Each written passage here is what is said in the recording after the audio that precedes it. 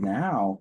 Um, as always, well, I guess welcome to the webinar. Thank you all for joining. We're going to be talking about breaking down those financial barriers, making sure that our patients are able to access care and that we are able to financially engage with them uh, better, more efficiently, etc.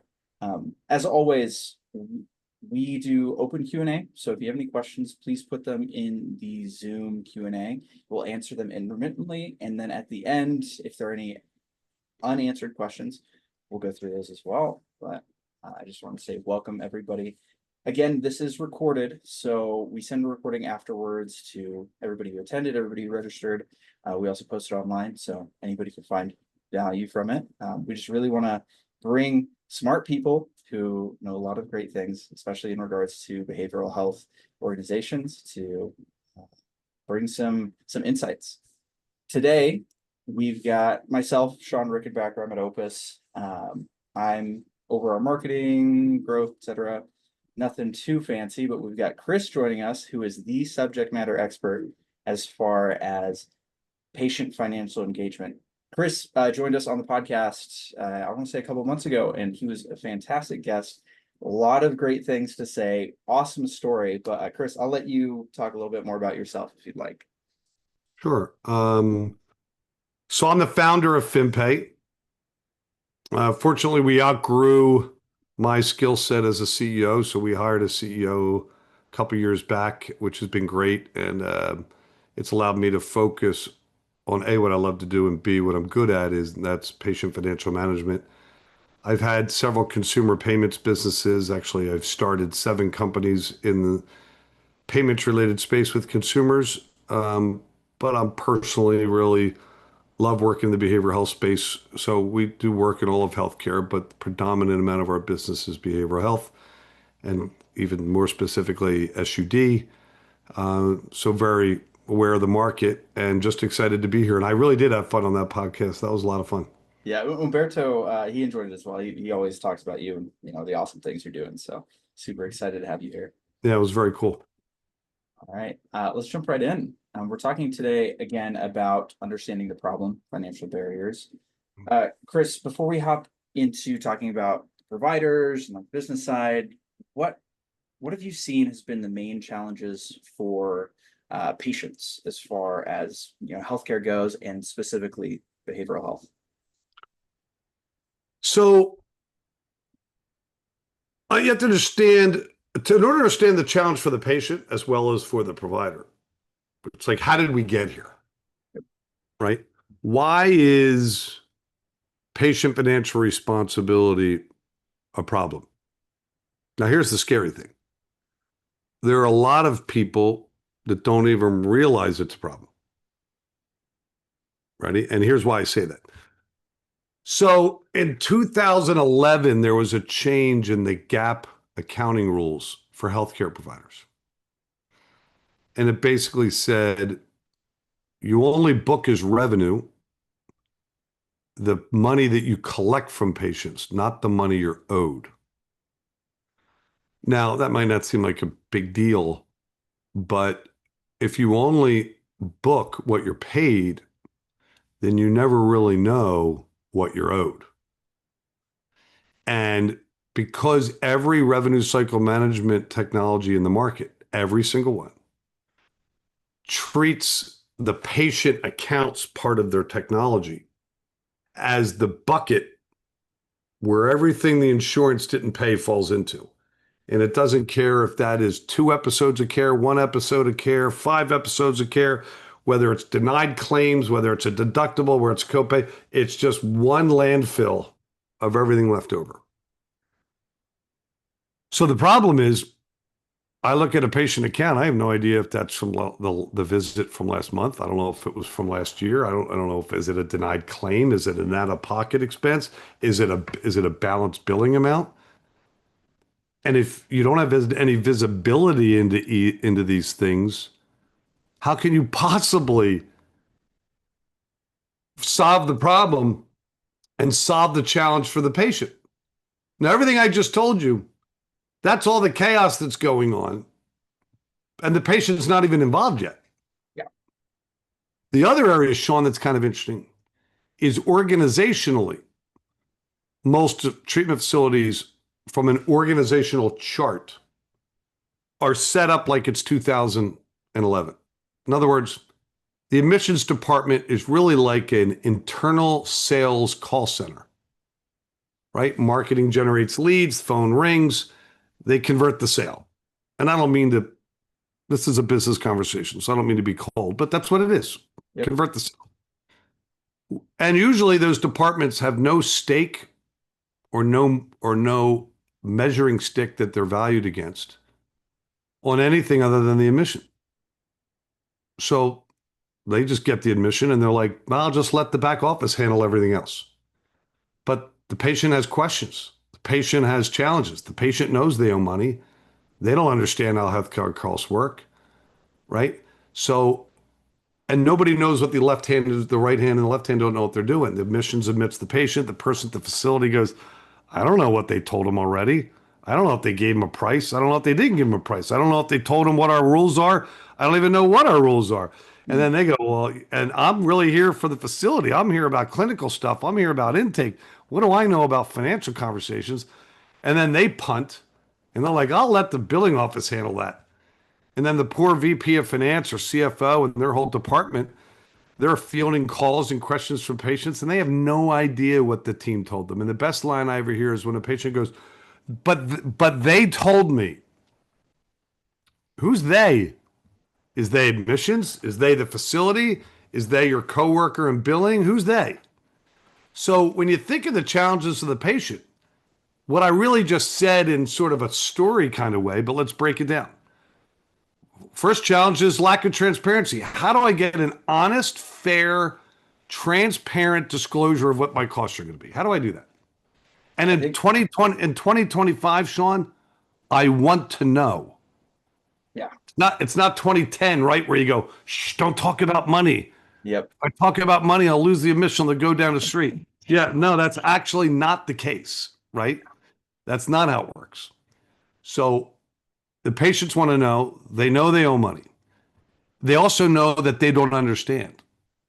And what's really interesting, Shawn, when's the last time you wrote a check Ooh, over $1,000, any payment over $1,000, and you had no idea what you were buying? Have you ever done that in your entire life? not only have I never done that, I would never do that. Okay, so you're not alone.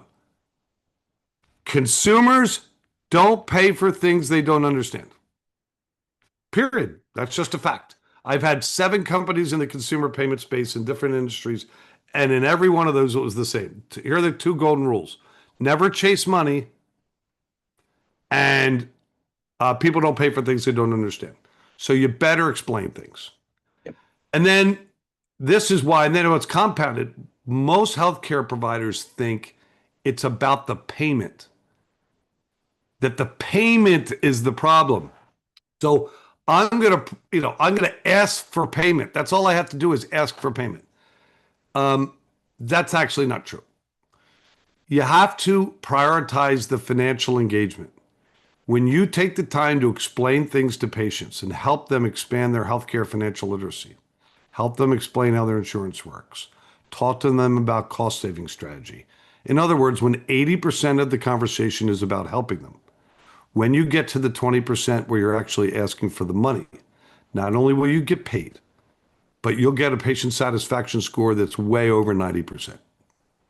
And I can say that because we have data on 253,000 patients and over $630 million of this type of risk. And that's the average patient satisfaction score when you do it right. And then the reason I bring all those things up, it's hard enough when behavioral health has a stigma attached to it, whether that's SUD or mental health.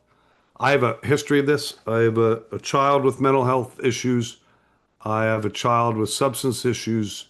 I myself have been in recovery for a long time. And there is a stigma there. And the worst thing you want to do is have financial fear, anxiety, and ambiguity be that additional deterrent that makes them say, you know what, no, I'm not going. And Absolutely. unfortunately, when people just ask for money or they avoid talking about money, The patient just uses as an excuse. These people are lying to me. They're being dishonest with me. Forget it. I'm not going. Absolutely. I think as well to transition from talking about the challenges for patients, it sounds based on the stories you said, like if you don't know how things work financially at your organization, how are you going to give that transparency to your patients, right? Yeah. And there's no tools in the market today, really. And this is the challenge to the provider, right? Like, so people don't think these things are connected, but I'm going to connect some dots that I think, depending upon the role of your audience, that they may or may not understand.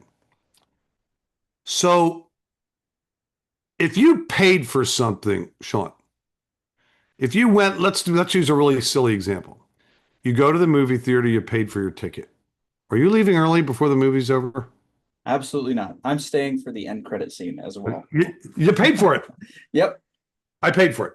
So one of the advantages of pre-admission engagement and getting patients enrolled in some type of payment program, right? When I say some type, meaning it doesn't necessarily need to make financial sense, even if it's zero money down and you're paying me what you owe me over 3 years.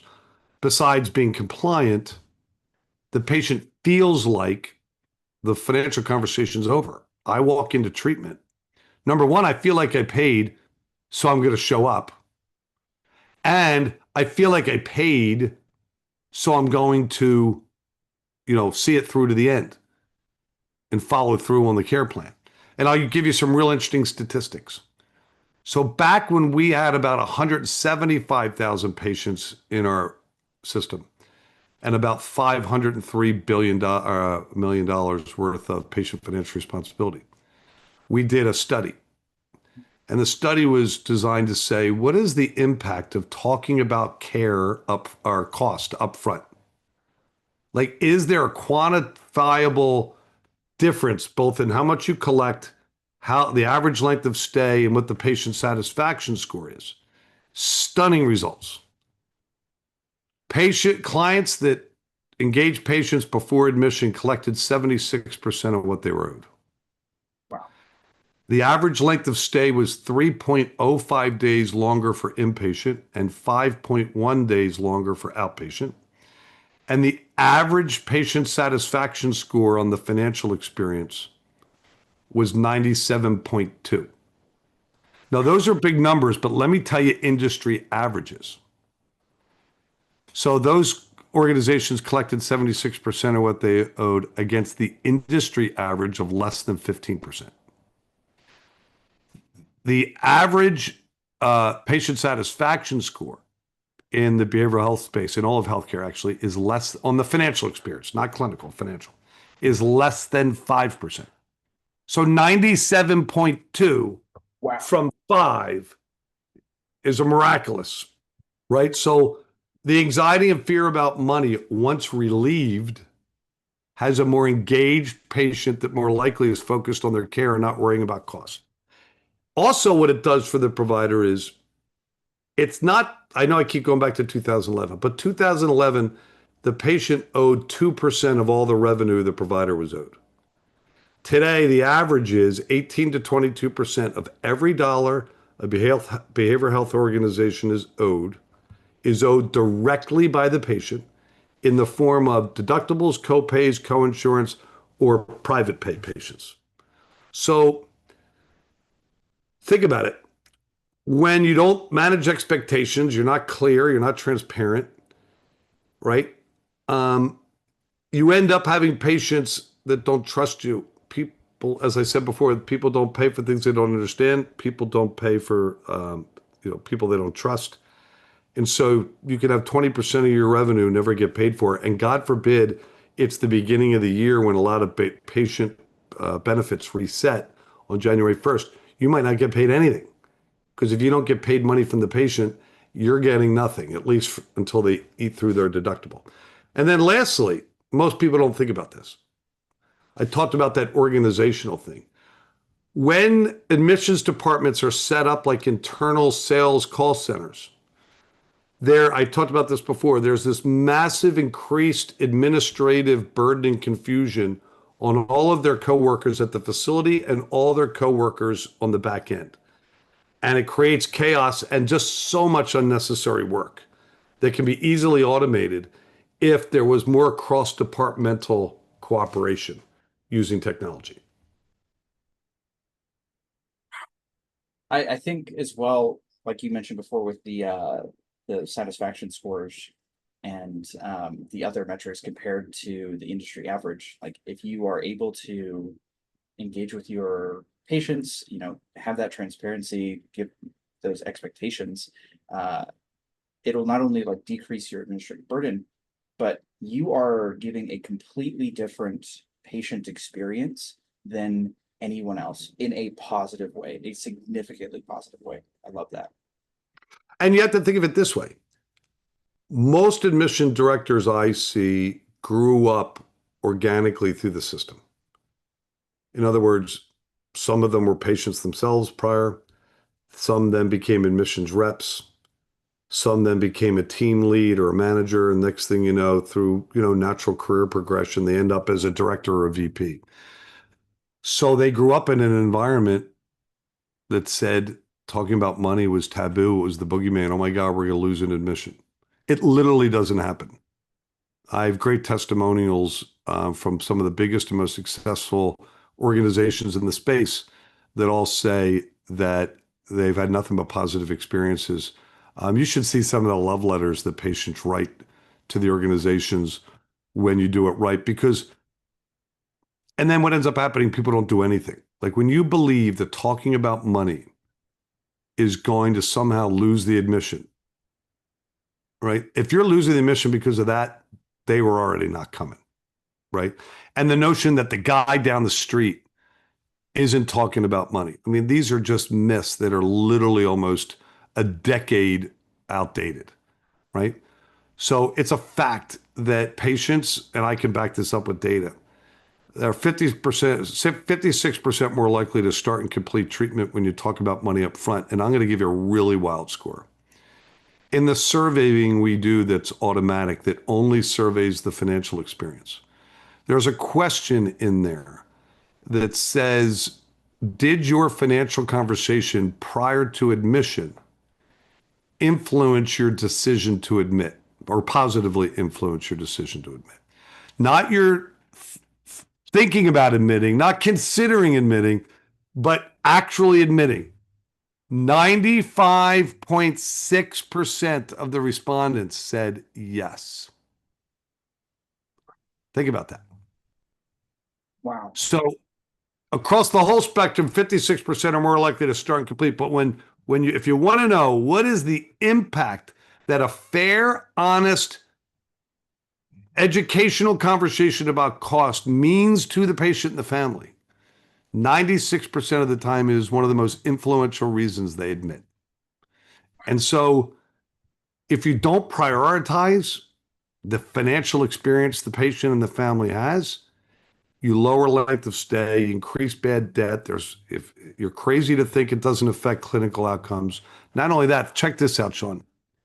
Most facilities I talk to, their patient financial management strategy is simply to send a patient a statement once the claim is adjudicated.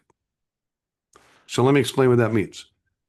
I'm in the treatment business where I know financial stress is one of the leading causes of relapse, and I send a patient early in recovery a surprise bill that no one told them was coming for thousands of dollars to their mailbox around 60 days after they get home from treatment, knowing that financial stress is one of the leading causes of relapse.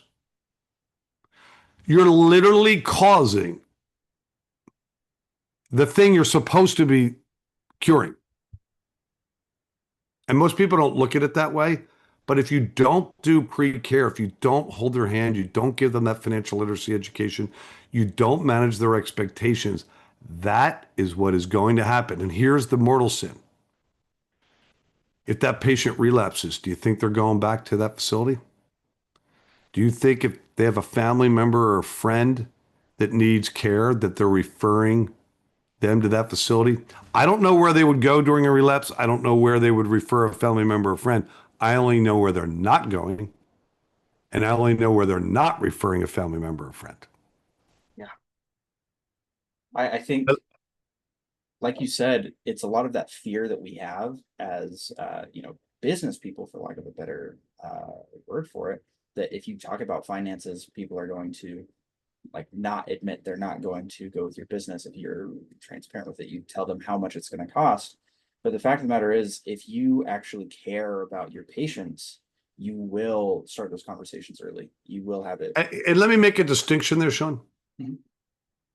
If you're just going to ask them for the money, if your strategy is, Shawn, you owe me 3 grand, how are you going to pay that today? Well, then your fears are well placed. Yeah. No one's going to react well to that. If your engagement is done right, and by done right, I mean it has financial literacy education around healthcare and healthcare billing and cost and processes and all the paperwork. Like, for example, we know that a lot of paperwork is going to show up to the patient's house. We know there's going to be an EOB mailed to their house for every individual claim. So they might get 10 envelopes from their insurance company, and they're going to get a statement from their provider. And the statement never matches the EOBs. Why? Because the EOB is for each claim and the statement is for all the claims. So you know that frustrates people. So here's a novel idea. Why not explain that up front? The provider doesn't determine how much the patient owes. The insurance company does. So why not explain that? The patient may work for a company that has an FSA, an HSA, or an HRA. These are all pre-tax ways that you can reduce healthcare costs. Here's a novel idea. Why not share that with the patient, that maybe they can go to their employer and see if they qualify for any of these? If you notice, I've just given 3 examples of things that are included in our embedded scripting in our software that are nothing about more than helping, helping, helping. I'm educating and I'm helping. Only in the last 20%, when you've earned the right, do you then bring up money. And then when you do bring up money, you bring up flexible, low cost ways to spread out cost for those that can't afford to pay it all up front, so it feels more affordable. That's what a real financial engagement looks like. And so, but you have to prioritize that, right? You got to make a decision. So, by the way, great slide title, right? You got to redefine it. Good. What a good segue. I didn't even know that was coming up. That was good. And speaking of, redefining patient financial engagement, we've obviously talked at length as to why we should engage with customers, but let's break down some reasons why right now, Chris. So I'd love it if anyone listening to this, even if you're listening to it later and you want to email Shawn or I, if you disagree with any of the next 4 statements. Consumers, all of us, we're all consumers. I don't care what you're buying. If you understand how the cost of the product or service you're buying was determined, and you really get it, you're more likely to pay. I'll give you a great example. Your cable bill. Shawn, how do you pay your cable bill? It comes out automatically. Automatically. You know why? Because you understand exactly what you're getting and what you're paying for. They call that, in the payments world, they call that a mature payments market. When the seller of the service or product and the buyer of the service or product are so aligned on cost and value that you set up automatic. You don't even question it. You let them take the money right out of your account. You don't even think about it.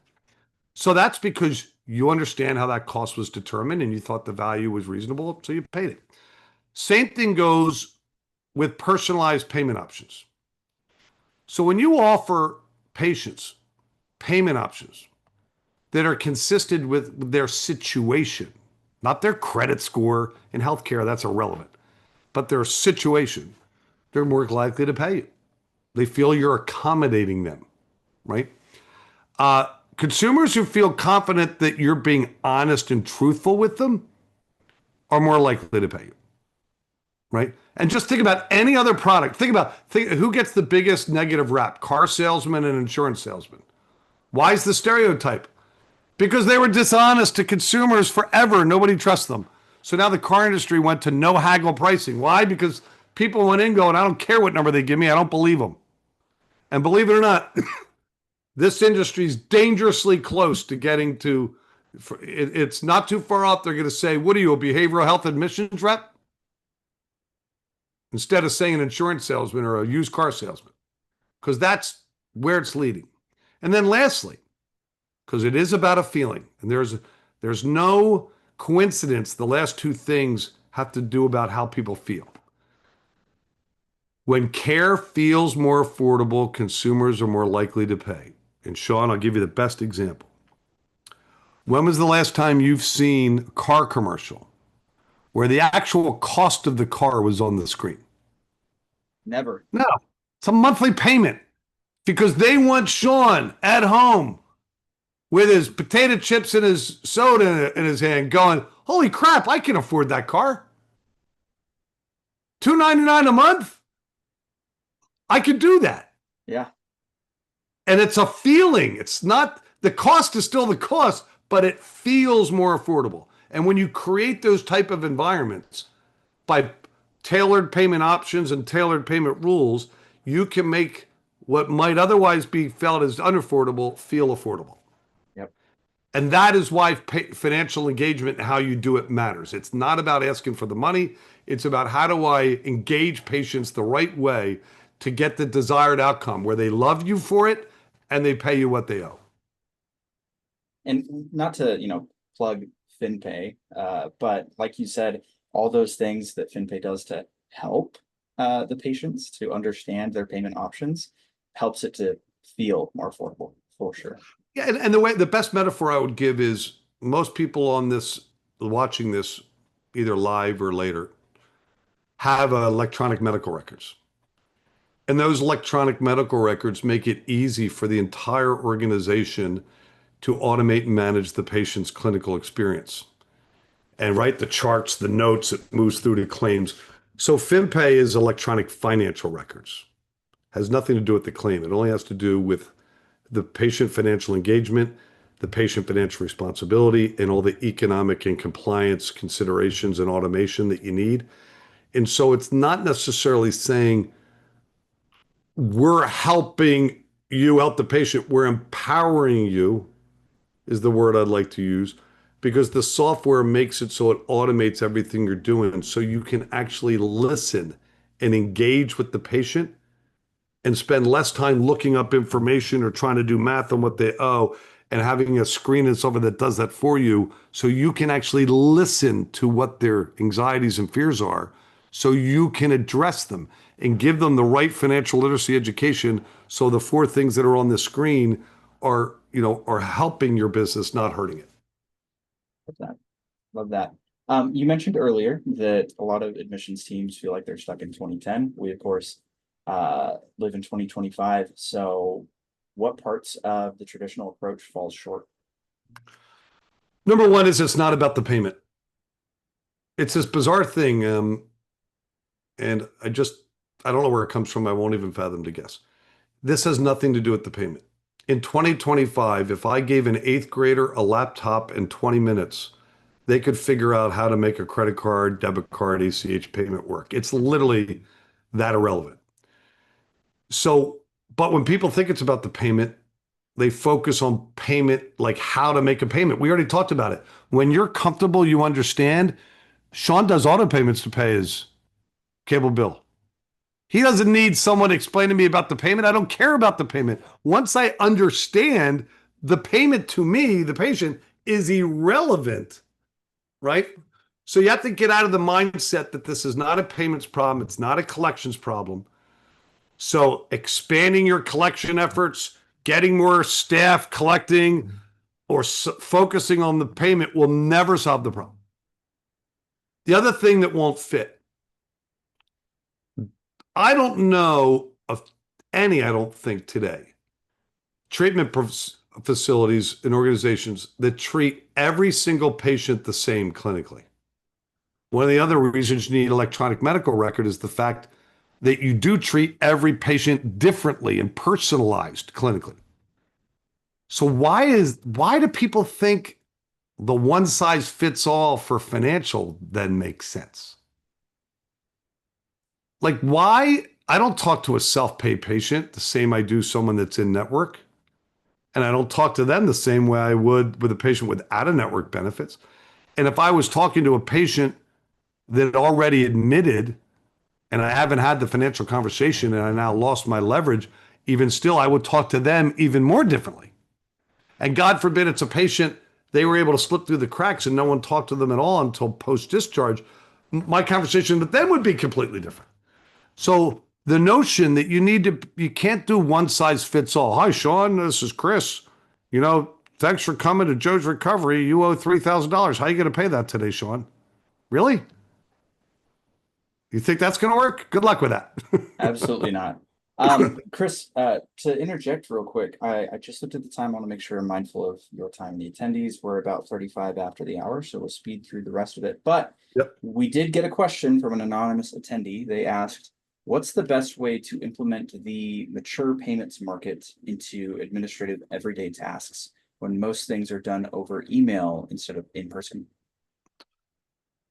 So number one is have, just like you have dedicated admissions reps and you have dedicated clinical team and you have dedicated billers on the back end, you need the best practice is to have a dedicated, what we call patient engagement specialist. We purposely do not put the word financial in the title, right? Because words matter and you want it to be about patient engagement, not about like financial counselor or patient financial services. Um, and so using automation is the best way to do that. Uh, I know this is biased self-serving. FinPay, we're an electronic financial records platform. We integrate with CRMs and the rev cycle technology so you automate things so there's no manual labor. So you can manage all of these engagements across multiple departments. And that's really what it's about, right? It's about how do you use technology not as a replacement. You're never going to replace the human touch. The more opportunity you leave for a real human interaction between the patient and the family and your dedicated engagement specialist, and less time about doing manual processes, the more they're going to love you for the way you handle it. And anyone that wants, I can show you a page, email you, of testimonials from patients that have been on the receiving end of engagements that are use these strategies we're talking about today. And it's one lady said, it's the best financial transaction I've ever done. I'm very happy. Let that sink in. Somebody said that the best financial transaction they've ever done was paying for rehab before they got there. Right? Like, how awesome is that? Yeah. Right? Like, that's what doing it right looks like. And notice it was a feeling. The other person said, I really appreciated doing this up front. The trick is position your staff member who's trained. And yes, we do train the people that use our software, but they're professionally trained to be subject matter experts. And when you're an expert at something, it never feels scripted. It always comes across like you know what you're talking about. And the patients can feel that. Again, I'm using the word feel because it is about the emotion of trust that breaks down that cost barrier to treatment. Love that. Um, I know that this was a little bit off the topic we were talking about, but let's move on to talking about the modern approach, the 2025 Sure. admissions team. Tell me a little bit more about that. So to really keep it simple, right? And I can answer any questions in more detail, but it's kind of like what we've already talked about. Start early. Pre-admission. It's 2025. Most people even have high deductible health plans. They know they owe money. It's a big pink elephant in the room. Be proactive and be the brand that can be trusted. So be transparent, right? For us, we have a patient financial responsibility estimator. Makes it really easy for the engagement specialists or admissions teams to fairly and accurately uh, tell patients what they're going to owe and break down the details. And I mean, really tell it, not a VOB that someone's doing the math in their head going, well, I ran a VOB and your deductible's this, your copay's that. And so I think you're going to owe somewhere around the neighborhood of, no, yeah, no.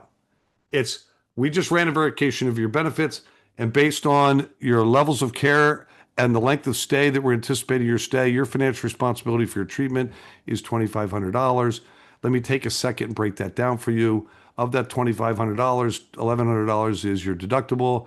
You have 20% coinsurance, which equals another blah, blah, blah. You have a copay of whatever. And the point is, again, using technology to make it so your staff is so confident in the materials that they're presenting to the patient that the patient can feel that they're being transparent with them.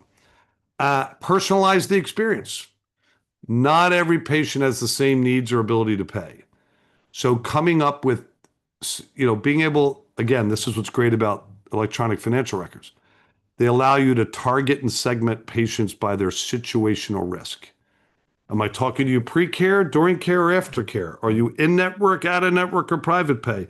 Do you owe over $2,500 or below $2,500, right? Like all these factors determine what the situation is. And once I know what the situation is, I then know how to talk to you, right? And then lastly, it's hard enough to get paid, Shawn. Meet the patient where they are. In other words, I'll speak for our system. Payments on the web, payments in the CRM, payments in the EMR, payments in the revenue cycle tool, payments through mobile, payments on the website. We have a portal. In other words, every single payment so you can meet the patient where they are and make it easy. So if you engage with someone clinically, there should be a simple way for them to pay you because you never know when they're going to be comfortable and ready. So you need to be ready. And then we actually automatically digitally post those payments in the revenue cycle tool so no one has to manually post payments, figure out where it came from, working through multiple merchant statement sheets. I mean, this is the unnecessary manual work that the back office has to deal with, which what makes it's unfair, but what makes it unfair, Shawn, is it's avoidable. Like it's so unnecessary if you use automation. Absolutely. Absolutely. The next slide, we talked a little bit about the impact of smarter engagement, but we have talked about this pretty extensively, so we'll just breeze on through it. Yep. Patients are more likely to start and complete care when they understand their financial responsibilities, as Chris talked about multiple times. We engage them transparently from the get-go. They're more likely to understand. And what was the metric you said? 97.2, 95.6? No, it's 96. What it was it was basically said that when asked, did the pre-engagement conversation positively influence their decision to admit, it was like 96.1 was what was the response rate, said yes. And then kind of what I was talking about earlier, your AMAs go down, you collect more money, you're more compliant. And when you do all that up front, there's no opportunity for a post-discharge, blow up. So your alumni, God forbid they relapse, they come back to you. Your alumni become your biggest brand ambassador as opposed to your brand basher.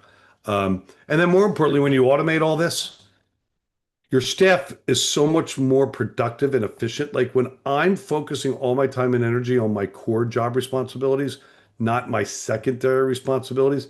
And because very few organizations have a dedicated patient financial management department, they split up the duties across the admissions, facility, and back office.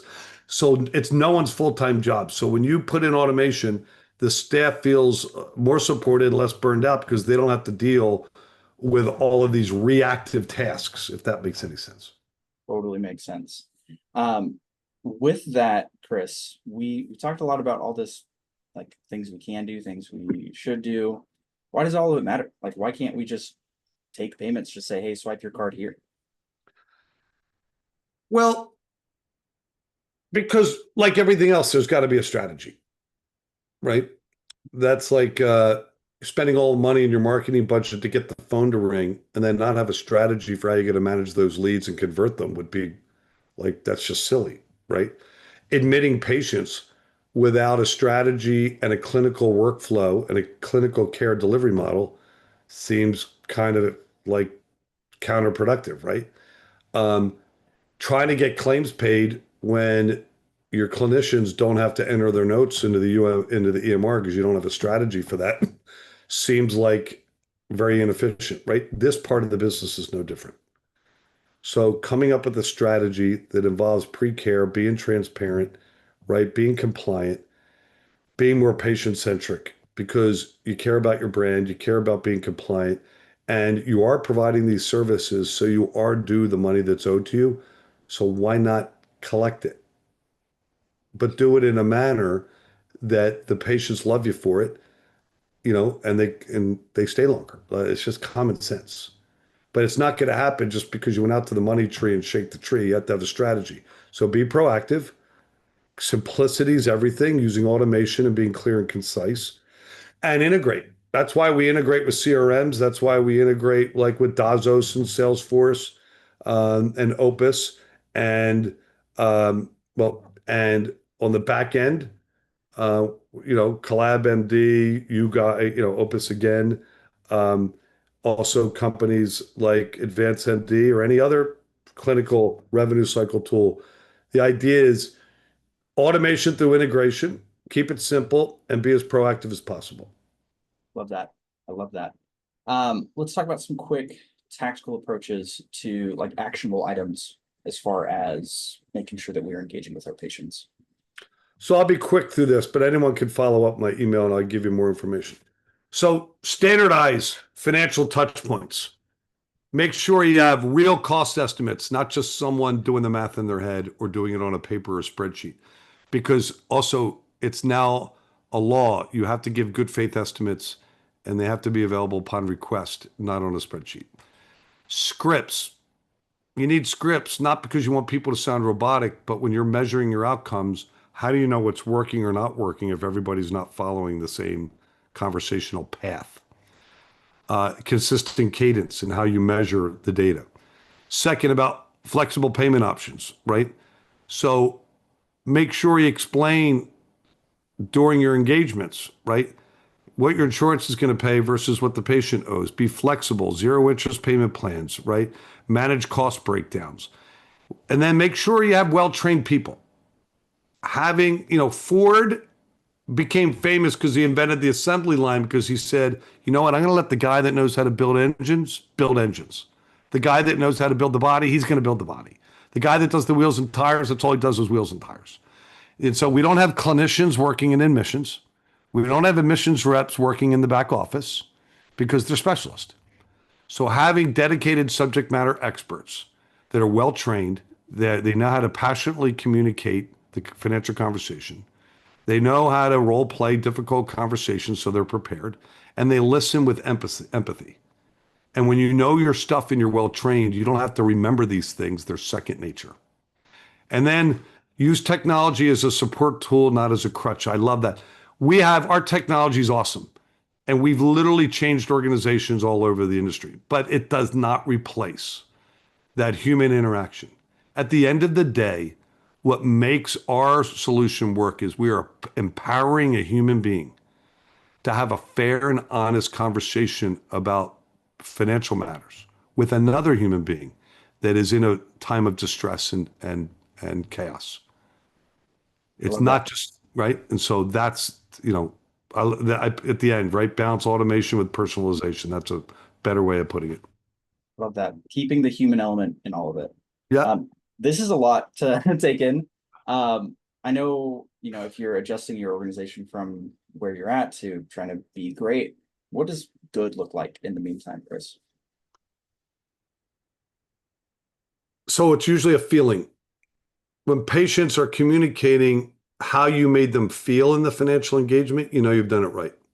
And there'll be no coincidence that you collected a lot more money when your testimonials from the patients are more telling you how you made them feel and less about, the money.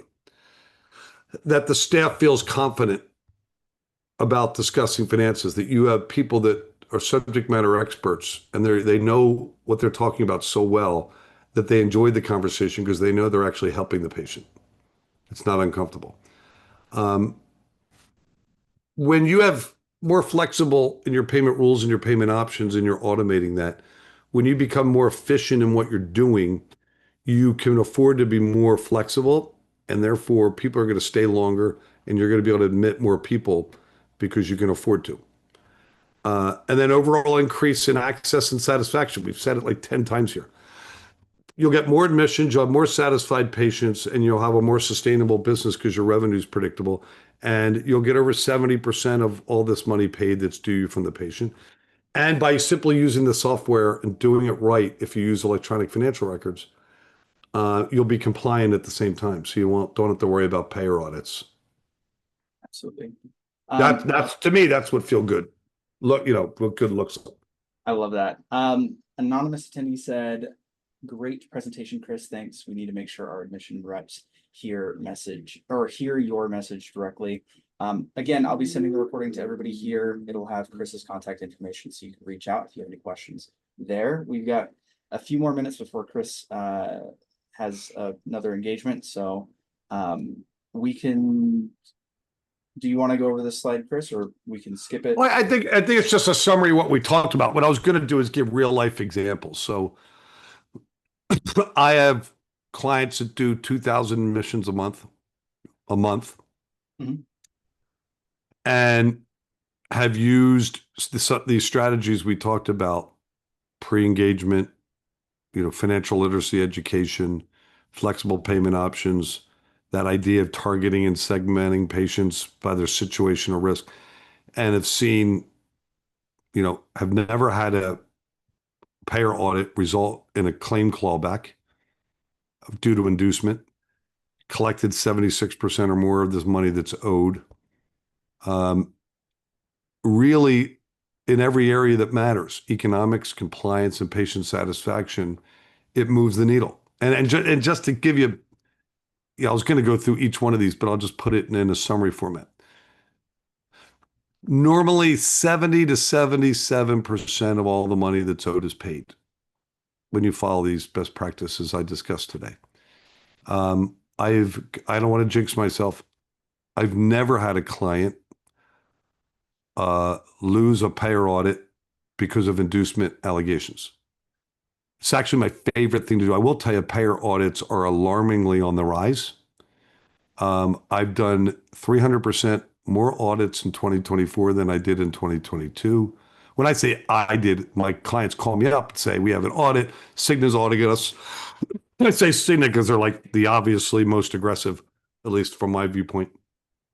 And I show up and I have my laptop and I know what they're going to ask. They'll say, where are your standard operating procedures? And they're waiting for some paper bound thing. And I flip around my laptop and I go, there's all their standard operating procedures digitally stored in our software. Where are your good faith estimates? And this is my favorite thing, Shawn. I look at the auditor, I go, pick a patient. And they're like, huh, excuse me? Well, pick a patient. You don't want me to pick a patient, do you? It'd be biased. Pick any patient you want. They've never gone past two because I look at the patient, I turn the laptop around, I go, there it is right there. And then they'll say, well, where do you track your 3 regular and customary collection efforts? And I should note out for your audience, a patient statement does not count as a regular and customary collection effort under the law. But what I do is I open up a financial record on any random patient they pick, and it'll show the date and time stamp of every mobile engagement, every phone engagement, every email engagement. And usually they're looking for 3 and you'll see like 10, right? And I sit back a little smug, I have to admit, I get a kick out of it, where I just sit back and I say, do you have any other questions? It's actually a lot of fun. Yep. It sounds like it. That is. I'm probably a little sick that I enjoy that, but I do. Fair enough. Speaking of other questions, Tina asked a question. She said, thank you. And I was wondering if we have someone who pays cash. The situation is that the cash payment is only done in paying half, and then they wait until after the treatment begins to pay the rest. What do we do in that situation? So what I find is that scenario, but the one that's more common is when people discount their published self-pay rate. So a patient, let's say it's $10,000 and somebody goes, but I only have 5. And somebody looks at the bedboard and goes, well, take it. Mm-hmm. Right? We'll take the 5. My head cringes. I go, oh my God. Same thing with that one, right? Like, we want to say yes to more people, but not at the expense of the organization. So for example, my first example.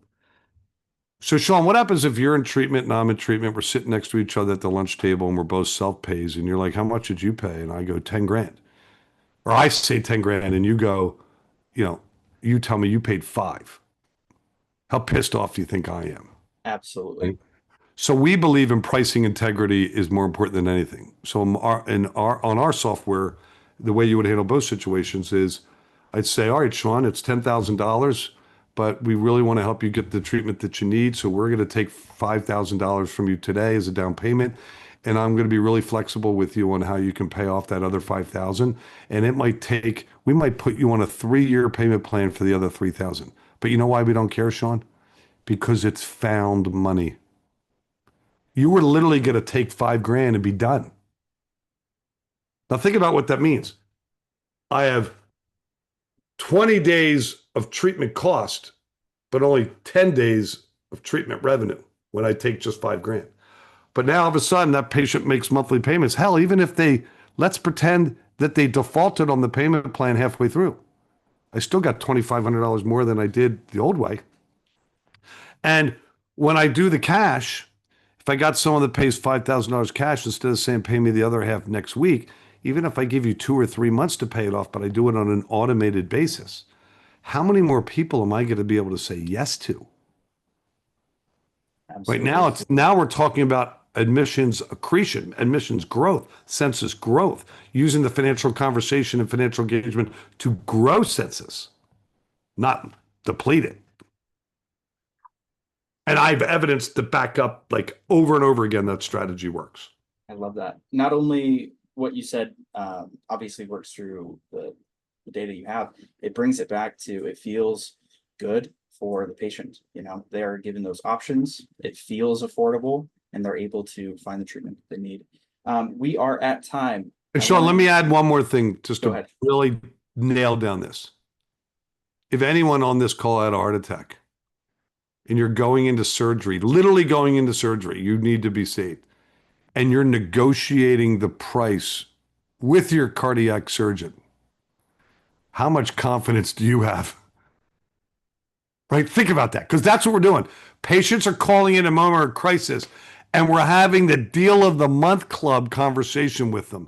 And God forbid it's a mother or a father, and how unstable that sounds. Wait a minute. 5 grand. 2 seconds ago, you're telling me I had to pay you 10 grand. Then you were telling me I was just 7,500. What? Only because I have 5, you're going to take 5? How do I know it's not 2,500? Like it just makes someone go, ooh, Yeah. ooh. If that was you and your cardiac surgeon's negotiating price on your way to the operating room, how do you feel? Terrible. Absolutely Ooh, terrible. ooh's the word. Ooh, Yeah. this feels dirty. Yeah. All right. Thanks again, Chris. I think you've got some awesome insights. Obviously, everybody here has my email since I've been emailing you. But if you want to reach FinPay, Chris's email is cw@finpay.com. Their phone number is 855-4FinPay, and their website's finpay.com. Thanks so much, Chris. And if anyone wants to reach out to me directly, my mobile is 610-909-7000. So if you have any questions, I'm actually going to be in the car for the next 30 minutes driving to an appointment. So if you have a question, that's the time to get me. Love that. Love that. Thanks so much, Chris, for your time. It's been a delight having you on the webinar. Of course, I'll send the recording out to everybody, but thanks so much, everybody who joined. Enjoyed it, Shawn. Thank you. Thank Thanks, you. everybody.